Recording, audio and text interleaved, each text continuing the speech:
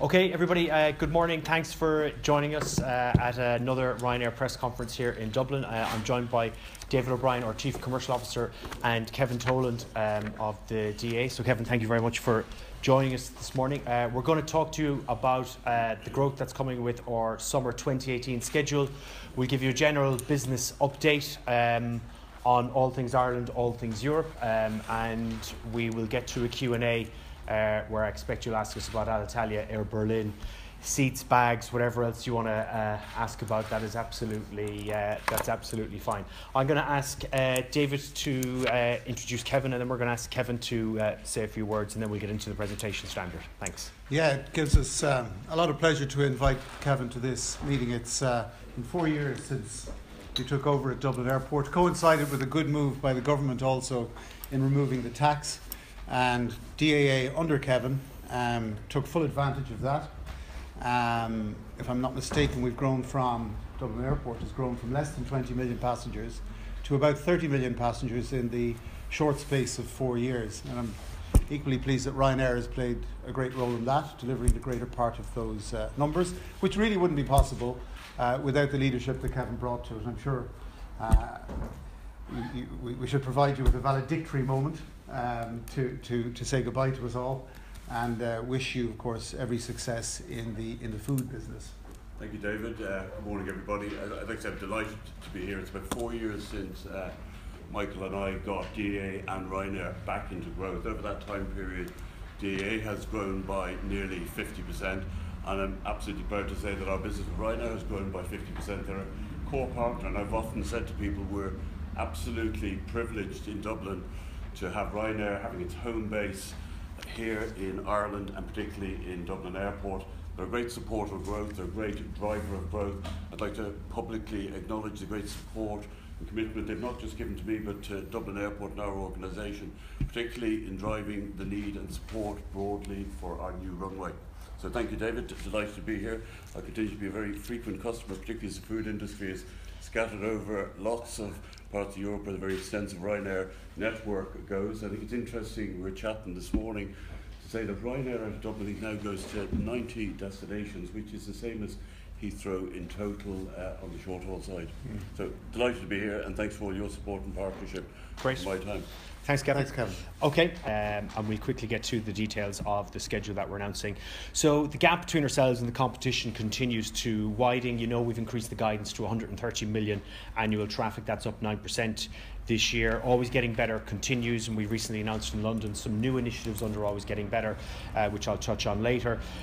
We've 250 aircraft on order, and we're continuing to grow to 200 million annual traffic by the year 2024. And we announced in July of this year that we broke a new milestone of having carried 1 billion customers since Ryanair's foundation. It's still all about having the lowest fares, and our fares in Q1, you know, went up by 1% because we had an Easter this year. We didn't have an Easter in Q1 of last year. Our guidance for the half continues to be the same, where we're guiding -5% for half one, and our guidance for the rest of the year continues to be the same. You can see that the gap between ourselves and all competitors on fares continues to widen, and that's driven by the gap on costs, where pretty much across every line, from staff, airport handling, route charges, sales and marketing, and other ownership and maintenance, we have the lowest cost per unit compared to all our competitors, and that's what continues to drive low fares. Before we get to Ireland, you can see that the expansion across Europe continues. We're now in 33 different markets, so we have our eggs in lots of baskets, also outside of the UK, but we will touch on Brexit. Now flying 1,800 routes, 400 aircraft now in the fleet, with 250 more aircraft joining the fleet, all 737s. When you look at the particular markets at the moment, Germany is a standout market because of the European market with the lowest penetration of all low-cost airlines. And in some ways it's the most protected, most backward market from an aviation point of view in terms of the protection of them that exists there. But also Italy is key and in focus at the moment with the situation with Alitalia. But you do have weak national flag carriers in a lot of markets. But that aside, our organic growth continues, and you can see that we're number one and number two in most markets across Europe. This is how the growth to 200 million in the year 2024 gets delivered. This is obviously matched to the number of aircraft that we have joining the fleet. To quickly touch on current issues. It's still all about low fares. That's what's driving our growth. It's still all about always getting better. That's what's driving the increase in demand and the increase in load factor. I've mentioned the 1 billion guests. We're going to announce 5 new routes here in Dublin for next year. We are still big supporters of the second runway in Dublin, even more so with Brexit and with a lot of London-based businesses looking at Dublin as a possible location. It's really important that we have that extra access, have that extra capacity, so that Dublin can continue to grow in the next 15 years the way it has in the past 5 years. 2 drinks has been a big issue. Even just this last weekend, we had 1 flight from Stansted to Ibiza, which diverted into Bordeaux, as 4 unruly gentlemen were offloaded and dealt with by the French police because they had taken too much alcohol at Stansted Airport. So we are calling on UK airports to limit it to 2 drinks per boarding pass before people get in the planes, and don't sell alcohol before 10 a.m. Alitalia Air Berlin bankruptcies we'll touch on later, and Brexit. We've talked to you quite a lot about Brexit. We continue to call on the UK government to produce a plan which has a clear alternative to open skies, and to do that with great urgency before capacity does get cut to and from the UK market. And a hard Brexit will damage Ireland, not just from an aviation point of view, but pretty much every industry. So the Irish government need to, I think, continue the good work that they're doing in really making it a hot topic, having a good plan and saying, no, this is what we need to keep growing the Irish economy. There are lots of UK-based businesses looking at Dublin as an alternative, and the airport plays a key role in the overall attractiveness of Dublin and of Ireland to those businesses looking to relocate. There already has been an impact on Irish tourism. You've seen that from January to June, the amount of British to Ireland tourists is down by 7%. Look, the access is there to, connecting those 2 markets. That's just because sterling is weaker in the euro. So tourism is a double whammy, because as much as people in London and Manchester would be saying, wow, actually getting to Dublin is really, really cheap because I can go on Ryanair, but being in Dublin is really, really expensive when my pound doesn't go as far as it used to. The double whammy for Irish tourism is that if you're talking about Germans, French and Spaniards, they're now looking at London being a lot cheaper than Dublin for the opposite reason, simply because their euro goes further in the UK. So we're calling today that the government doubles the investment to protect, but also to keep growing Irish tourism. Always getting better. Connecting flights, we now are operating on the Ryanair network. We've started with Fiumicino and Bergamo, and they're going very well, and others will be added. Long haul flights are now available on Ryanair.com with our partner Air Europa. We recently launched the Erasmus partnership. We announced it a few months ago, but 2 weeks ago, students were able to book on the website and get the 15% discount, and we've been absolutely overwhelmed with the amount of students who have taken advantage of the discounted travel. Apple Pay we've introduced in the app. Alexa voice recognition we've introduced so that you can browse flight information and flights using Amazon's Alexa device. We've also announced that we're introducing a Get Me Home button in the app, which will book you with one flick directly back to your home airport, regardless of where you are. And the Zodiac seat, which we've introduced, which will give you more legroom, a more ergonomic seat, and are lighter, therefore giving us a fuel saving compared to every other airline. There are some of the AGB initiatives in year 4 that we've announced, in addition to those that we announced at the start of the year. The 1 billion guest milestone, I think, was really, really important. We talked a lot about when we were 30 years old about what a great story it was, and actually Ryanair is a great story of what's great about Europe at a time when Europe continues to look at itself and ask, well, what is great about Europe? From a business that started off in 1985 from Waterford to Gatwick, that has now become Europe's biggest airline, carrying 1 billion people by July of 2017, from those very, very humble beginnings, all about making it cheaper for people to travel. We all started, I remember being in Cork and going for interviews from UCC to London. It was 350 punts to go from the Cork airport to Heathrow. And now look at what we can do, and look at the parts of Europe that are accessible, because air travel has become accessible for everyday people. So on that, I'm going to hand over to David, who's going to update you on Ireland and update you on Dublin. Yeah, today we're launching our Dublin Summer 18 programme, well in advance of its start next March. Ireland in Summer 18 will see 4 bases, 7 airports on the island, more than 130 routes and almost 15 million passengers, and those 15 million passengers will support over 11,000 jobs at Irish airports. That's not taking into account the jobs outside of the airport relying on this passenger traffic. And of course, when you add all of this up, it represents enormous savings to the travelling public of close to 1.5 billion euros. I mean, we agree that it's essential that Dublin gets a second runway. Dublin is at peak times full. It's very difficult to get early slots, and the important thing about early slots is that you can then base aircraft in Dublin, which then in turn anchors a lot more traffic growth into Dublin. Unfortunately, there have been delays, unnecessary delays in our view. The AG has delayed legislation which should appoint the IAA as a noise monitor in the airport, a technical point, but it's run on now for, I think, over a year. The Minister does need to do something there. The delay should be ended, prioritise the runway. We think it should be built for 240 million. I think Kevin at least used to disagree. I don't know where he stands now, but he still disagrees, but we can't agree on everything. But what I think we do agree on is that Dublin needs to remain competitive.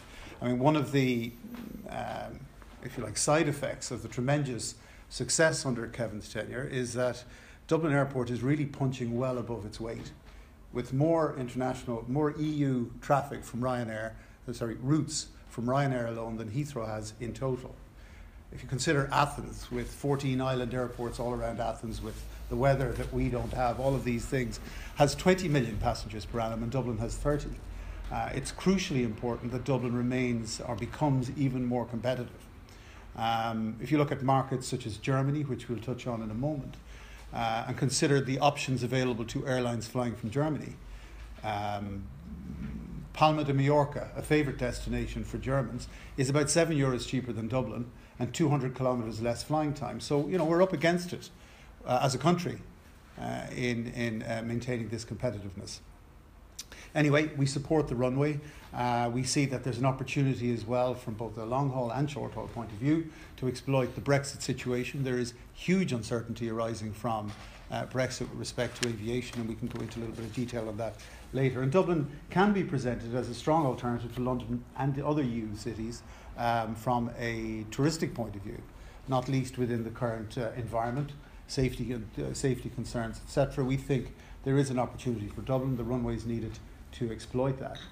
Dublin Summer 18, delighted to announce a number of new routes, very significant routes, Munich and Stuttgart, twice daily to Munich. That in fact will start this winter, and I think for that we shall don our Oktoberfest hats for this crucial information.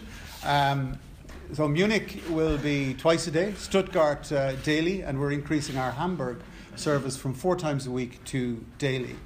In addition, we're carrying on our Naples route into summer 18, so for the first time you'll have Ryanair to Naples during the summer, reintroducing Marrakech from next summer.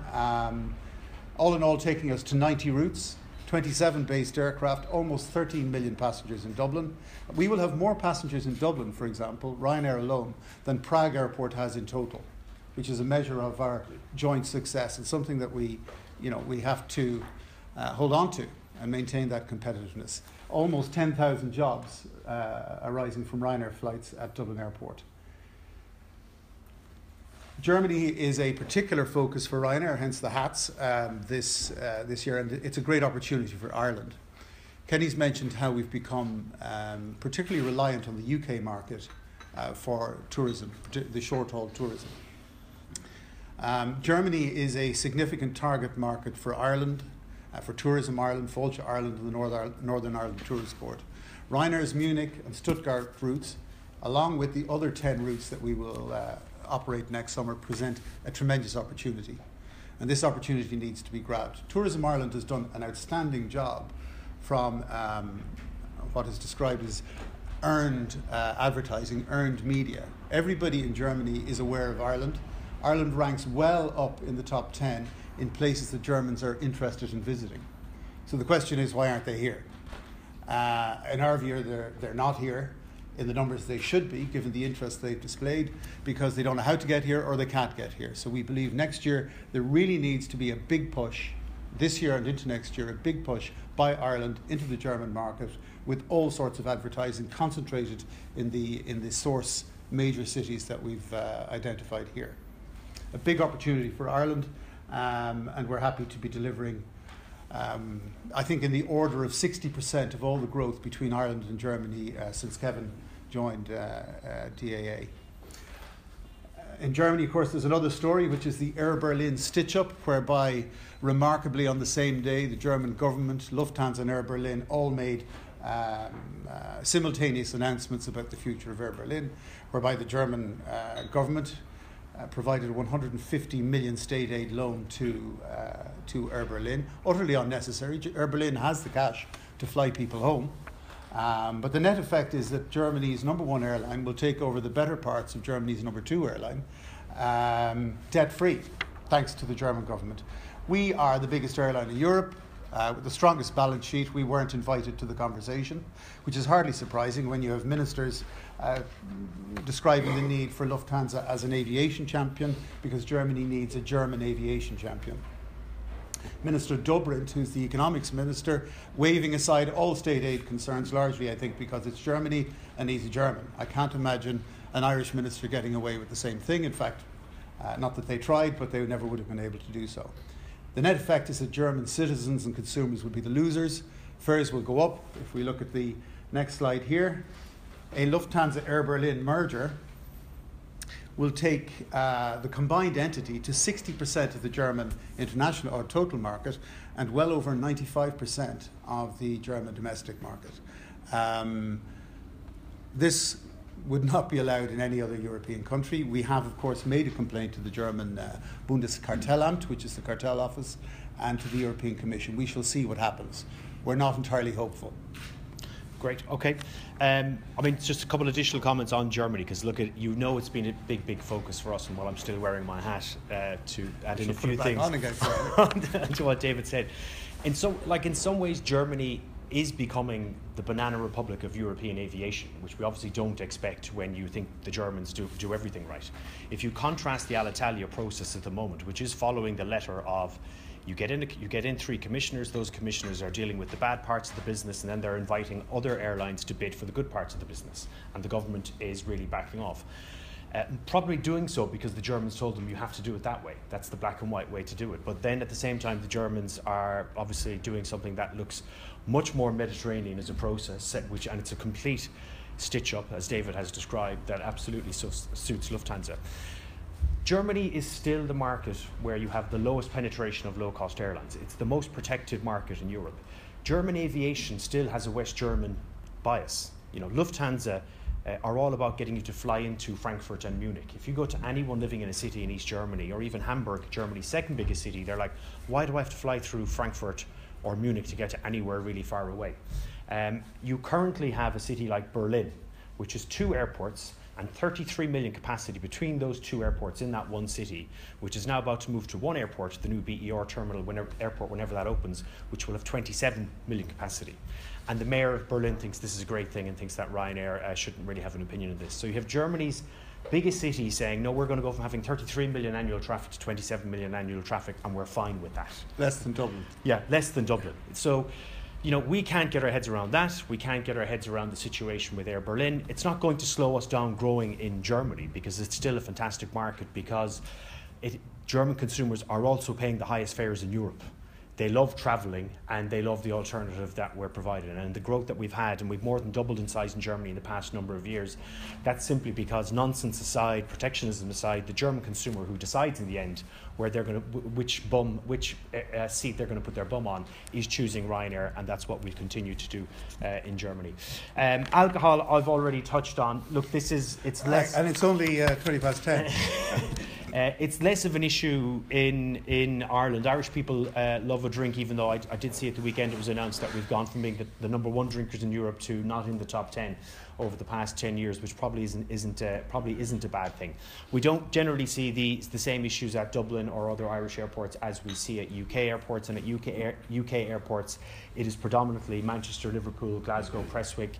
I mentioned an incident at Stansted at the weekend. So we have been calling on the CAA, the Commons Committee in the UK, and the CAA to basically put in force new rules in UK airports so that they don't sell alcohol before 10, and that you just use your boarding pass as you use your boarding pass in a WH Smith or any retail store in a UK airport, that it's 2 drinks per boarding pass, and particularly when flights are disrupted in the summer peak, that people aren't spending 8 hours in an airport drinking for 8 hours and then being allowed to get in a plane. Quite often we can't tell the difference at the gate because the alcohol kicks in when they're on the way to the sunny destination, and it does cause a disruption. The number one thing from our point of view is on-time performance. On-time performance cannot be impacted by planes, aircraft being diverted to not their intended destination because you have drunk passengers that we need to take off the aircraft. Brexit. Look, the final outcome is more uncertain since the election result. The best outcome and what we're calling for is the continuation of open skies. Okay, we just want things to run the way they run today, but we don't see that alternative, and we don't see the thinking and the urgency being put into creating that alternative. One of the red lines put down by the UK government is that no, we are leaving the European Court of Justice, but the European Court of Justice is the only mechanism which controls open skies, so there must be a brand new bilateral that's created between the UK and all the EU 27. That's the exact same situation as our last update. Discussions haven't really started yet. Yesterday was David Davis's second time in Brussels. His first time in Brussels, he arrived for a photograph and left the same day, so they haven't really made progress on the talks. Clearly the French and the German airlines would oppose any deal and would love to bring it back and open skies back to a time, the 1980s, when Air France and Lufthansa were massive and controlled European aviation. There is no WTO fallback. Aviation is not covered.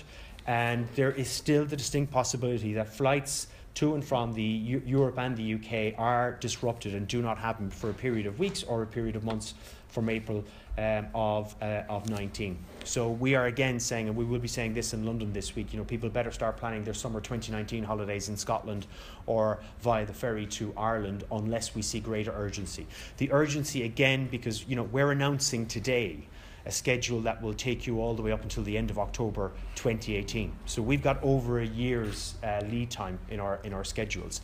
So it's this time next year that we'll be saying, well, we'll be announcing a UK schedule that we may not be able to operate in its entirety, or we may allow you to book flights that we may then end up cancelling because there isn't an alternative to open skies. So we're not being alarmist, we're just saying, look, if anyone has an alternative to what we're saying, come out and show us that alternative, because there isn't that in existence today from London and the British government. The UK, the Europeans are saying, well, we're not going to come up with it, you've got to come up with it because you're the ones looking for the divorce here. Irish tourism. We've got to make Europeans the number one priority. I think you're seeing the impact at the moment of being very dependent on the British market and what happens when you continue the access between Britain and Ireland, but simply when you see the movement in currency. You can see that British people coming here down 7% from January to June. You can see in the pie chart behind me the very strong dependence on British tourism that's coming here. That does include people like me 3 years ago who were Irish, just bringing their kids back to visit their grandmother in Cork, right? So the big part we think we need to develop Europeans. That's all about access, and you're not going to have the currency issue. There's a great number of Americans are coming here. That's because there's great access between the US and Ireland. It's also because the dollar has been very strong historically. Okay, that is now starting to change. So let's see where that story goes. But what won't change is a euro's worth a euro. And if there is access, as David has mentioned, better access between Europe and in particularly countries like Germany to Ireland, that's the great tourism opportunity that does need to exist. Because we have a great product. We're not knocking the product. We're saying to the government, double the investment in Irish tourism so that we do get more Europeans coming to Ireland, continue to have a coherent tourism strategy, and Tourism Ireland and Bord Fáilte are doing a great job. We're saying just give them more money to continue to do a great and bigger job. Make airport access cheaper.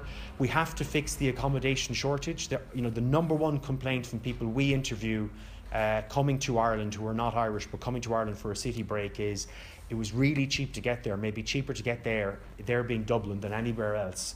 But why am I paying twice the price for the same 4-star branded hotel than I am in many other European capital cities? So we have to fix the hotel shortage that I know is on the way to being fixed.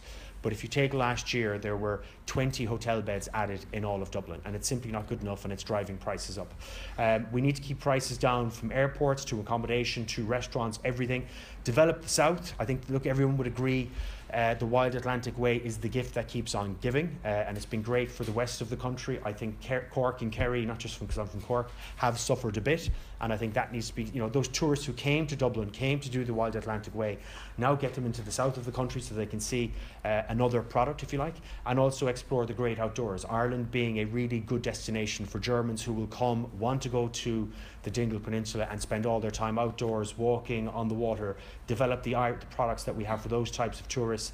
I think get much better at repeat tourism. We have one of the weakest repeat tourism rates in all of Europe. That's because we're great at saying get them in. I think some people will say gouge them while they're here, and we have to stop that. We've got to get better at getting Americans and Europeans saying that was great, I would recommend Ireland to all my friends, and I would definitely go back there again. And certainly plug the gap if we're going to have less Brits coming here in the next number of years. And the best way to plug the gap is with Europeans. So in summary, and then we'll open up to questions and answers. Look, very proud of the milestone of 1 billion customers that we've carried. 5 new routes. We're back in growth in Dublin for next year. That's 4% growth in Dublin for next year, which is great.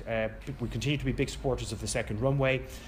You are seeing airport consolidation happening, and fuel is probably about to go up, but who knows? But at the moment it looks like it is going to go up, and then you will continue to see that. So our longer term prediction that, look, as soon as fuel goes back up to something like $70 a barrel, you're going to see other airlines added to that list other than Alitalia and Air Berlin who are going to bankruptcy, and that will further drive consolidation within the industry. Brexit is still the great uncertainty, and it is still the single biggest thing impacting potentially our business, but also wider aviation. But always getting better, low fares, and a network that keeps expanding will continue to deliver for our customers, our people, and our shareholders. We have a seat sale, of course, for today, which runs up until midnight on Thursday, with travel for this autumn for $14.99, and the schedule that David's just announced will go on sale by close of play tomorrow, so you will then be able to come onto the website and book all for travel all the way up until the end of October 2018. Okay, so thanks very much for that. We can now take off our hats and open it up to questions.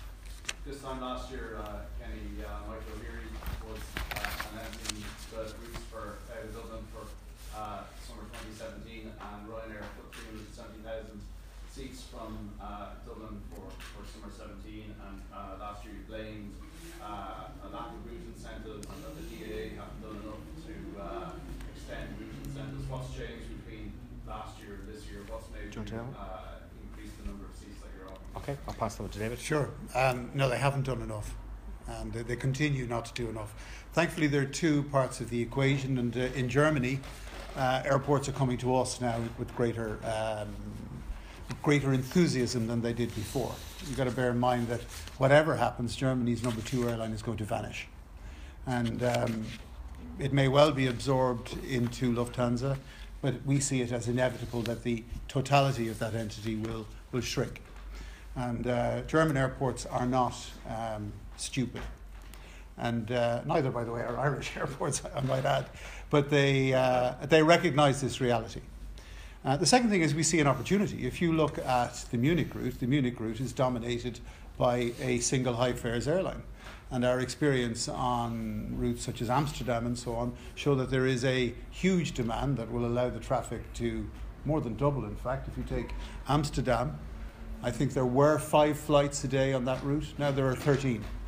A successful performance for us.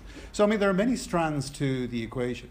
So are you saying though that the growth that you've announced for next year out of Dublin then is nothing to do with what Dublin Airport is doing, that it's all to do with what's No, I'm not saying that. I'm saying that Dublin Airport will never do enough, ever, for us. That's our official and immutable position. And to be fair, very honest, but a consistent position. A consistent position. In fact, no airport ever does enough. We're the people investing, at list price, $100 million in aircraft. If you're going to do 3 flights a day, that is more or less an aircraft. And that's $100 million. And we don't feel that our investments are properly recognised across Europe. But nonetheless, there is a wider picture. The wider picture involves retreat or collapse of certain of our German competitors, a greater appetite within the German market, airport market, for Ryanair business, And, yes, Dublin Airport continues to have an incentive scheme. Would it on its own incentivise us to do this? The answer, quite frankly, is no. We're just delighted that we have the opportunity in combination with the broader system that it makes sense that we do a lot, albeit you'd never do enough for David. So we did, for any of these routes, you get any incentives for these with Marrakech was a route out before as well? It is, and what's happened in the case of Marrakech is that if you look at the Spanish market has been overwhelmed by traffic largely displaced from the eastern Mediterranean into Spain. So Turkey, Egypt, Tunisia largely has been displaced into Spain. And one of the consequences of that for any of you who's gone to Spain this summer is that hotel prices in Spain have become a lot more pricey than they were before, which makes Morocco a much more attractive alternative. And in turn, the Moroccans recognise that there's an opportunity to be gained, and their incentive schemes have improved. So, it's a wider picture. Dublin has played its part, no question. You don't fly to Munich? Sorry, no. We fly to Memmingen, which is sometimes called Munich West. It serves a particular market. Say again? It's the first time we're going there. Well, the last time we did was around 1992. I remember signing an invoice for a lemon to be delivered to one of our aircraft for the equivalent of €50. And that helped us decide not to continue flying to Munich at that time. It also helped us remove lemons from our drinks. But that's as long ago as it was. So can you just follow up a point on Spain being a good market? I mean, did the Barcelona attack have anything to do with I think you're seeing with any attack, same with the London attacks, the Manchester attack, there's a kind of a short term what just happened. We didn't see, probably would have had a handful of customers actually cancel travel to Barcelona from various parts of Europe, and then life just goes on and travel just goes on, and it's tragic that we've become used to these attacks, but in some ways it's good that people do just get on with their travel plans. So you'll drop the fares if you need to stimulate demand, but it won't stop people going to Barcelona, I think, and the Spanish have dealt with it quite well. Is that kind of happening now, seeing with the cities that are attacked this short term, very short term? Yeah, there was a bit of a lingering effect in Brussels, because I think people saw there that that this is something from within the city, and it hasn't gone away, and probably the view was that the authorities there maybe didn't deal with it as effectively as they had in other places, but there was a bit of a lingering effect. But again, you just get over that by dropping fares and you stimulate demand, and people are happy to book into Brussels again. But pretty much everywhere else, from Paris to London to Manchester to Barcelona, life goes on. It'd be reasonable to think, though, that Ireland's relative calm and stability and uncontroversial nature across the political landscape makes it a more attractive destination for people looking at city breaks, cultural type breaks, and so on. Which is why we're launching these routes, though it requires a major push by the agencies, Tourism Ireland, Bord Fáilte, Northern Irish Tourist Board, to get behind it and let Germans know that they can get here. We'll do the rest. So, as Munich, did you get reduced fees or anything at Munich? They gave us some. They promised they would give us some gingerbread cakes for the launch, amongst a wide array of incentives. But no, we don't get into the detail, as you know, John. Say again? No, we're not doing lemons. We're avoiding the lemons. Sorry, Kevin. Michael Leary said at a previous press conference he'd succeed you and do the job from nothing. Do you think he did make a good job? I think he'd make a terrific job. He's done a great job running Ryanair, and it's a well-proven model in a number of other locations like Qatar. Mr. Al-Bakr runs both the airport and the airlines. But I think it'd be more a matter for the chairman. But I think to the question, would he make a great job? Absolutely. Saved a few well as well. Well, yeah, he's got a long track record, very successful. And you say you haven't been invited to the conversation on air. Looking at EasyJet's reaction, do you think that they have been given an in, and there's some sort of measure of anti-Ryanairism running there?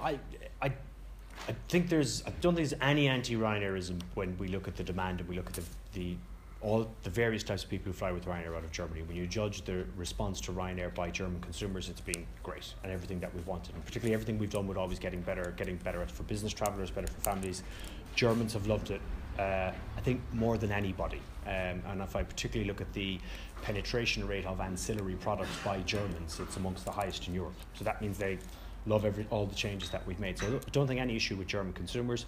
I think there is a protectionist mentality amongst some parts of the authorities in Germany. Definitely, look, we've touched on Berlin, we've touched on in the two big hubs of Munich and Frankfurt. You can see that that's there, and so, amongst some German politicians, that I think it's just let's protect Lufthansa, and Ryanair is the big disruptor which will come in and do things that are unexpected. But certainly, all that matters, I think, is what consumers think and where they want to spend their money to get on which aircraft, and that's what they're doing with us.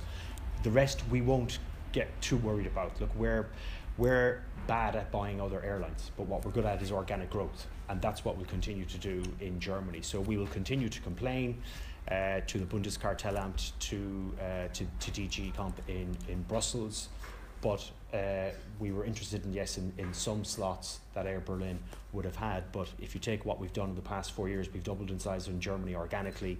We'll continue to do that, and all that this means is that the number one and number two will come together, but they'll also be smaller. Lufthansa is not going to run everything that Air Berlin runs. So it's still an opportunity-rich environment in Germany, and we're not upset if some people think, we want to keep Ryanair at bay in Germany. I think consumers will decide in the end. And if you're Lufthansa picking a competitor, who would you choose, EasyJet or Ryanair? I mean, people talk about the process in Germany. As far as I can see, the process ended the day of the announcements. The process has been going on for quite a long time.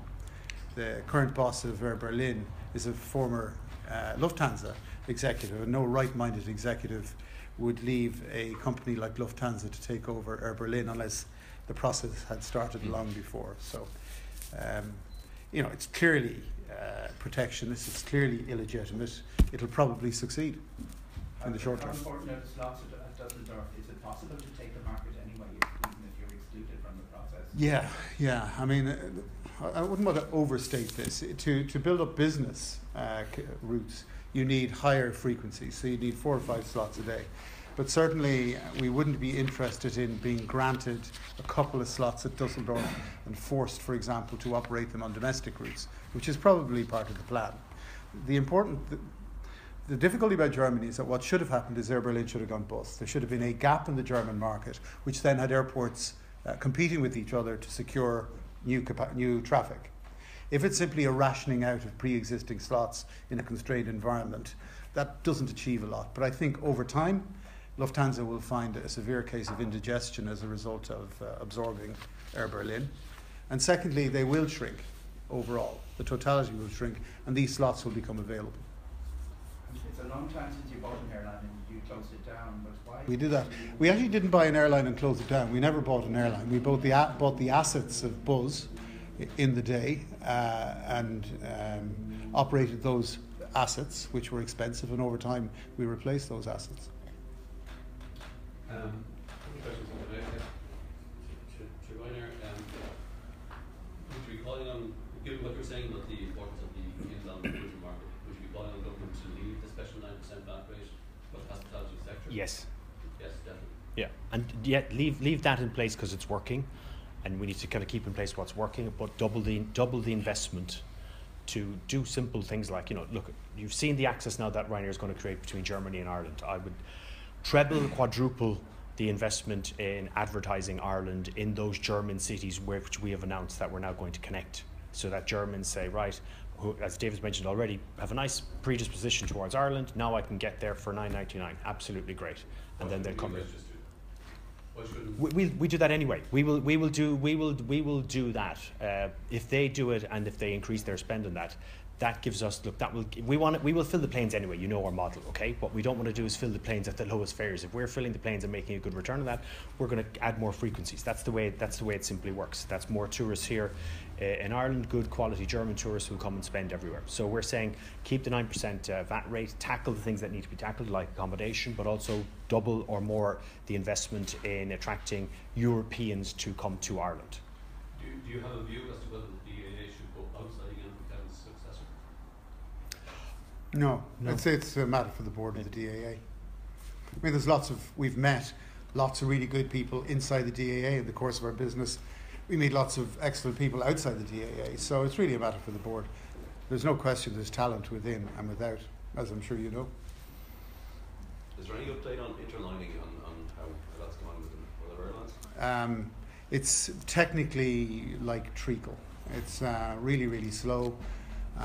We're devoting, and this is more Kenny's area, devoting the greater part of our energies to our internal IT developments, including our own internal transfer model, which is working now at Rome and Milan Bergamo. And working very well. Working very well. With other airlines, it is really, really slow. I'd be disappointed if there was nothing by the end of this year functioning, but equally, it may not be functioning by the end of this year. Which airline would you reckon at this stage? Well, it's still Aer Lingus and Norwegian are the two where we've got agreement in principle, and they will tell you they absolutely want to do it. Or technology, if you like, in our platform is quite different, and it's much more independent. It's just about connecting our platform and their platform in a way that that works. That's the only thing that's holding it up. That's the treacle. And as we've said always, even though you might say, gosh, we're giving Germany a hard time today. Look, if Lufthansa, at some point in time, do we want to be feeding the long haul operations of Lufthansa? Absolutely, and every other airline in Europe. And what we're describing happening soon is simply what happens in the US market. So beyond Norwegian and Aer Lingus, every airline is a possibility. Can I ask as well, just all the major airlines as well, IAG and Lufthansa are investing heavily in Wi-Fi and on more communications. And we're absolutely not going to look at it. We've looked at it again just recently to make sure we've made the right decision, and it's the right decision for a couple of reasons. One, it's still a fairly patchy service. It's very, very expensive to install. It gives you drag on the aircraft, that increases your fuel bill. And if you take that, our average flight's about 90 minutes. You can't use it for 15, you can't use it for 15. And we went and asked our customers, would you prefer that or coat hooks on the back of the seat in front of you? And they said coat hooks on the back of the seat in front of you. We will be very fast followers once the technology's there, but the technology isn't there. That in addition, Spotify and Netflix now let you download what you want to download onto your device. So I think what you're going to see in the coming 5 years is you won't see bits of tech in the seat in front of you, even if you're flying business class on long haul, because everyone can just use their own particular device and they'll pre-download the content that they want. So I think other than social media and sending a few emails saying I'm over the Atlantic sending you an email, isn't that cool? I think it's probably the most overhyped thing in the industry in the past number of years. But once it's there, trust me, we'll be very fast followers. There's a big gap between still obviously the price that you guys want the second runway to be built and the price that Kevin said it's going to cost, and it's not going to be, it's unbridgeable really, the difference between those two standpoints. So what happens? I think that's captured in, there's a regulatory process that will determine that. I think I just go back to what David said earlier, there's an absolute need for the runway. We're 87% full from 5 in the morning to midnight. We're 100% full at some of the key hours that enable core partners such as Ryanair to base more planes, create more jobs, add more economic activity, take advantage of the Brexit opportunity that's there rather than waiting till it's gone.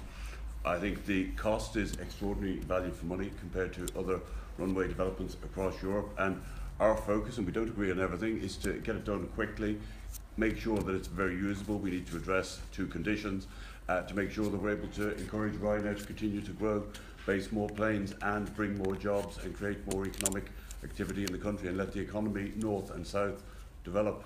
Speed. So if it ends up costing the 320 million, which it looks like it will, rather than the 240 that you think it should be built for, how does that colour what Ryanair does in kind of years ahead? Not grow as quickly as we don't know, and we don't know that it's 320 yet. Look, we'll stay anchored on 240, and as Kevin said, there's a process that determines where it ends up, but we will stay anchored on 240 because look, we're low cost and our ethos and our position won't change in that. More important on whether it's 240 or 320 is when. And at the moment the process is being delayed because the AG needs to pass a legislative instrument to make the IIA the monitoring authority for noise. And until that happens, the whole process can be delayed for a year. And put that in the context of Brexit, and put that in the context of banks eyeing up Dublin as a location. And that's the most important thing for the Irish economy, to actually get on with it in a way that the Turks did in Istanbul, in a way that the Brits aren't doing in London. Just get on with it at great speed, and that's more important than what the price is going to be, because that will be the lost opportunity of not attracting those businesses here. The two conditions, that hearing starts I think in October, doesn't it? Is their initial hearing I think in October in relation to the two? No, we're still waiting to see the legislative framework, as Kenny mentioned, decided by the government. Yeah. So if it's the case, obviously, that the two conditions, you go ahead and build the airport or the runway anyway without obviously those two conditions having been altered. But do you remain hopeful, Kevin, that you will manage to get those two conditions altered, and how does it impact you then if that element of it drags on longer than you would expect? Absolutely confident. I think we're just waiting for the legislative framework. What that really does is it says, how do you look at this? And you look at noise as being balanced. The first thing you look at is the land use and planning. And in Dublin, compared to any airport in Europe, it's extraordinarily good in terms of very far-sighted land use and planning.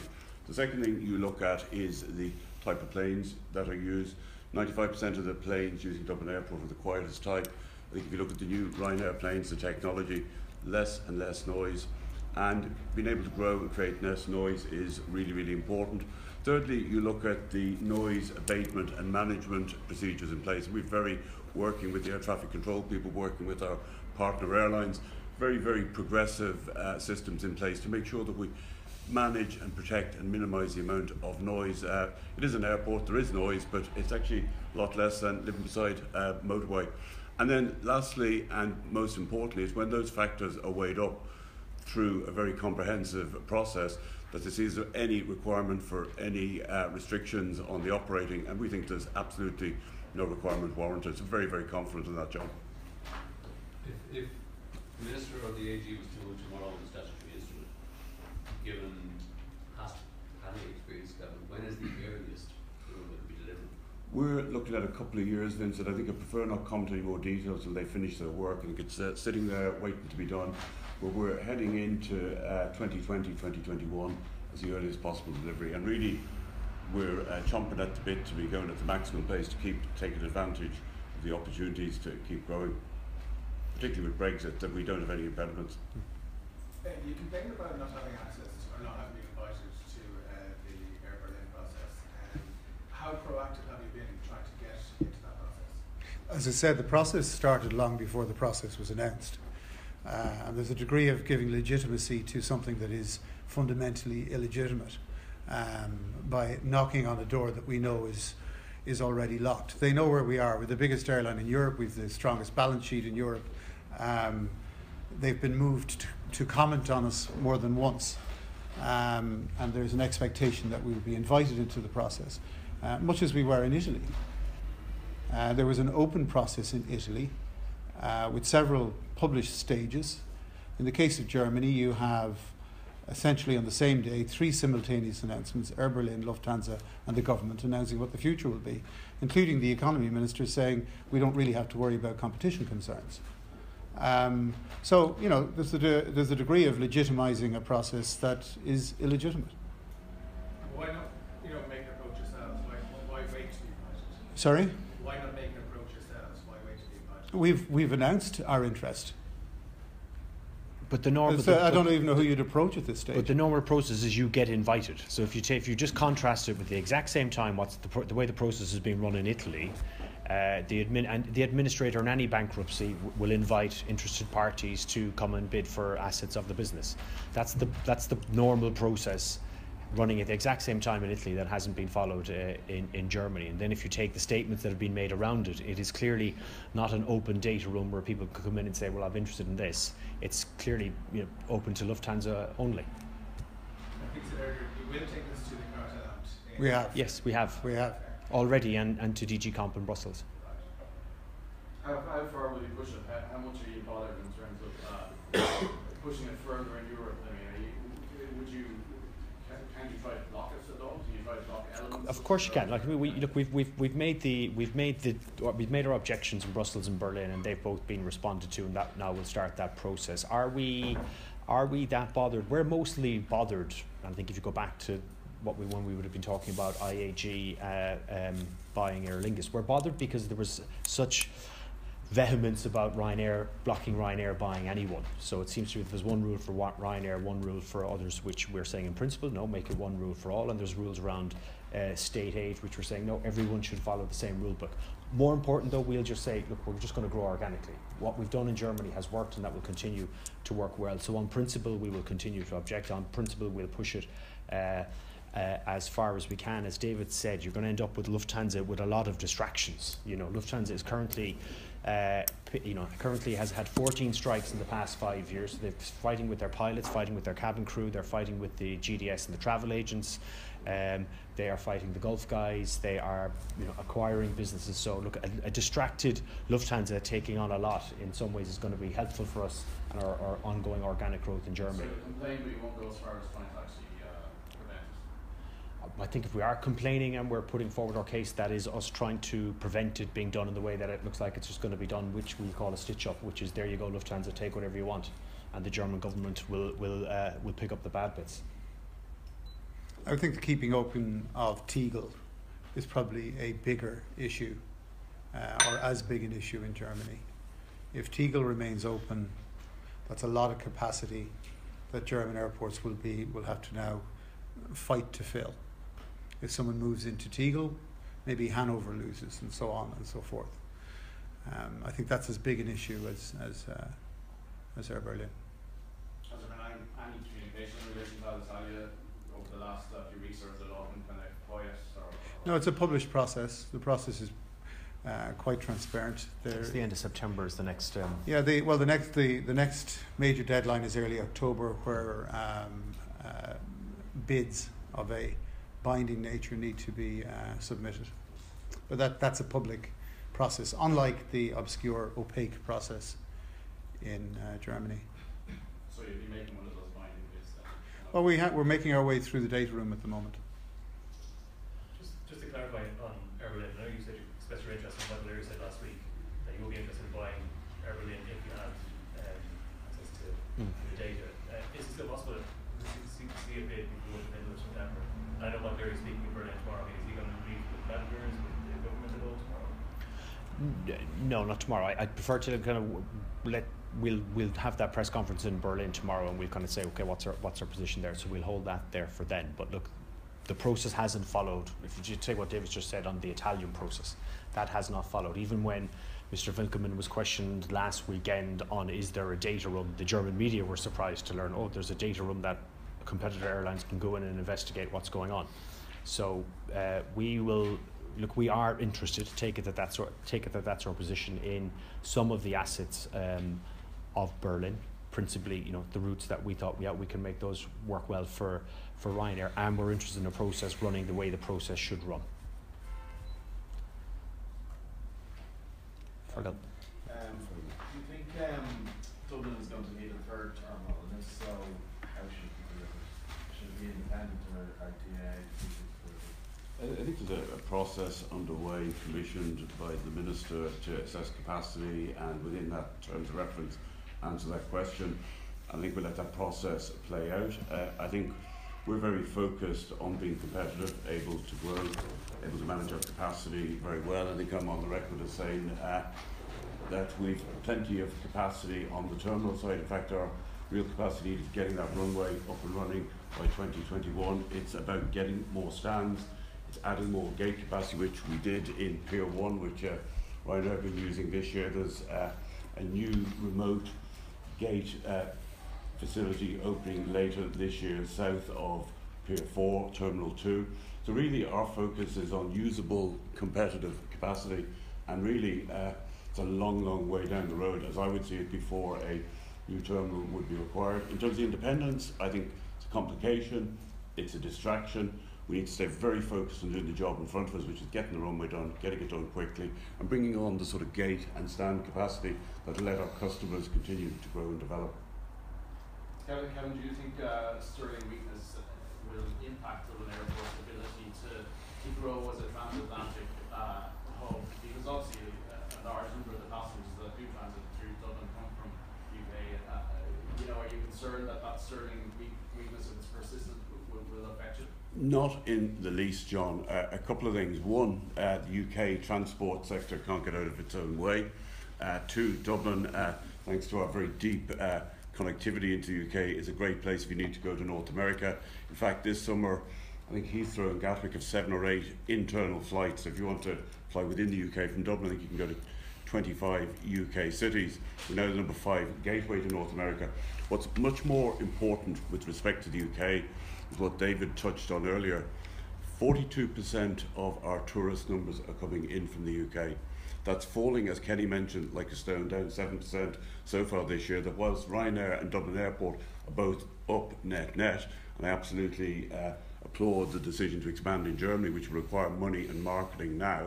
Equally, we need more money in marketing to defend our UK tourist numbers and keep driving people into the UK. And I'm pleased to say that the DEA is doing its bit to address the capacity shortfall. We're building what will be the 4th largest hotel in the country at Dublin Airport, which will be open hopefully in the course of the next 18 months. So I think really the UK story for me is they're acting now rather than in 3 or 4 years' time, looking back and saying, why did we not do something when we saw this falling like a stone? And equally recognising the reality that with Ryanair investing in Germany, that's also going to require heavy investment in increased money for Tourism Ireland that's very targeted to drive more and more tourists into Ireland.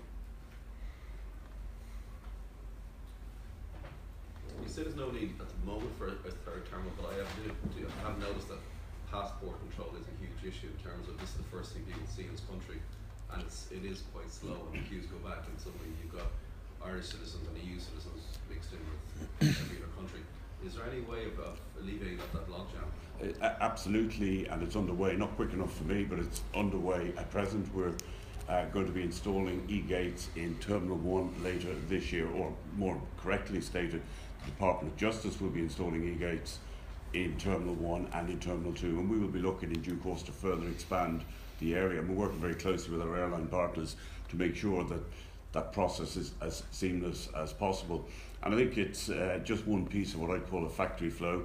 What we do is we move people and we move planes. We've got to make sure and it is the first welcome, it needs to be a good welcome and a quick welcome, and to recognise that the immigration staff have a very important security job to do as well in controlling access. There were baggage issues as well, and there still seems to be a lot of reports of people's bags going missing as well. I know the computerisation is rare.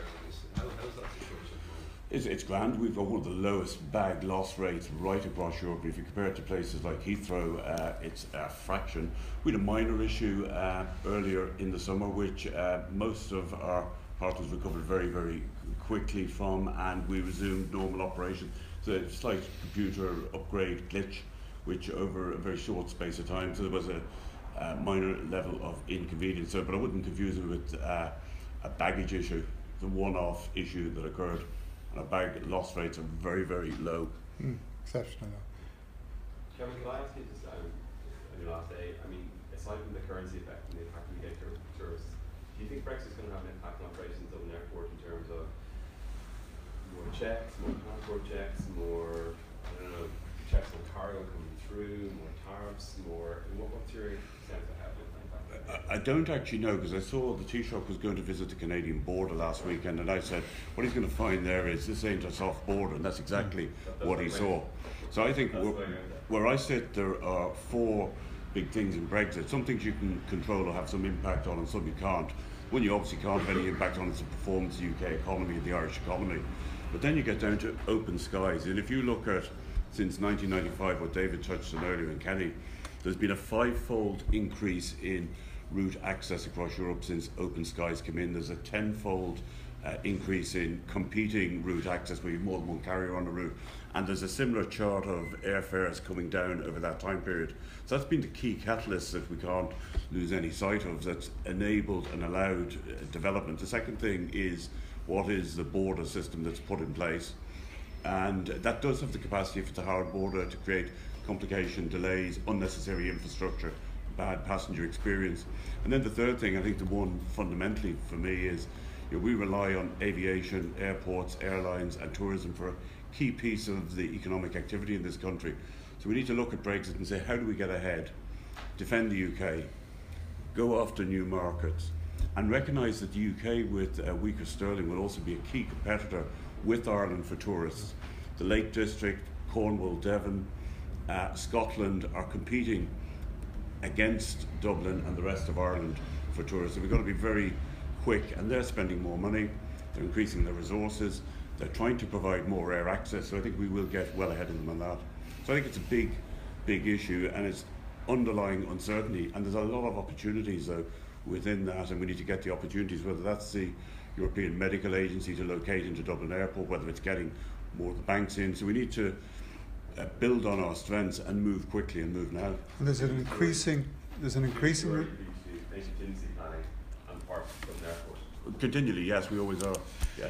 You've actually done something. Yeah, and we're very active, and we're very active in Europe, and we're very active with the Commission, and we're very active with the trade associations, and we're very aligned with Ryanair, indeed, in articulating the concerns around uncertainty and how that may play out, and where we need the government and the EU to act now. And what a lot of people don't appreciate is the UK, of course, is the most exposed to the EU after Brexit. 53% of their air travel is to and from the rest of the EU. After that, it's Paphos, Ireland comes next with 39% of our travel in and out of the UK, which would be impacted by the circumstances around open skies that I described. And then you negotiate with the French and the Germans, who are around 6 or 7% of their travel. So if they're sitting looking across the table, it's far less of an issue for them that there's a good outcome and a timely outcome. In fact, you could conjecture that a bad outcome is a good outcome for them. They're much less concerned about Absolutely. how the UK operates. Lufthansa and Air France do not want anything other than chaos in 2019 because it affects their competitors significantly more than them. But I was going to add to the challenges to Dublin Airport to the south is that there's a dawning appreciation in Northern Ireland about their reliance on air travel. I mean, whatever about, at least London is connected by a tunnel to Europe and beyond. In the case of Northern Ireland, there is a dawning appreciation that their air passenger duty is a burden that is dragging heavily on them. That's about the equivalent of €15 per passenger, which is about 75% of the Dublin Airport charge.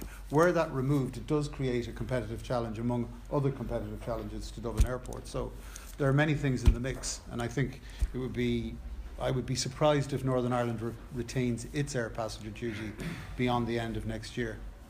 But look, on Brexit, in some ways, the Irish government are thinking more about certain aspects of Brexit more than the UK government are. And look, a version of Brexit is definitely going to happen. It's probably going to take longer than the 2 years. I think everyone would kind of say that's what everyone thinks. But the one thing Ireland can do better than other countries in Europe is just move quickly, because we're able to move quickly. We're generally more entrepreneurial, and you can change things in Ireland quicker than you can change things in France and Germany. But it's going to come down to accommodation, it's going to come down to tax, corporate tax and personal tax. It's going to come down to accessibility, which is the airport. It's going to come down to things like schools, and then targeting certain institutions which have to leave the UK, and targeting certain banks and other big corporates to say, come to Dublin, and not just Dublin. There should also be a plan, which is how do you get some of them to relocate to other parts of Ireland.